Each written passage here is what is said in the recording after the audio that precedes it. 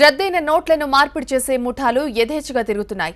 పాత నోట్లు మారుస్తామని ప్రలోభ పెడుతూ నిలువునా ముంచేస్తున్నాయి. అలాంటిదే ఓ ముఠా హైదరాబాద్ బేగంపేట పోలీసులకు పట్టుబడింది. పాత నోట్ల ముఠాకు చెందిన 15 మందిని పోలీసులు అరెస్ట్ చేశారు.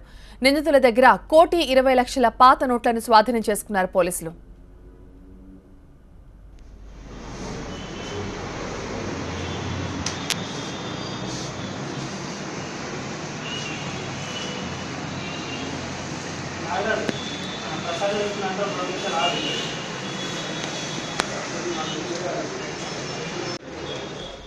రద్దయిన నోట్లను మార్పిడి చేసే ముఠాలు యథేచ్ఛగా తిరుగుతున్నాయి.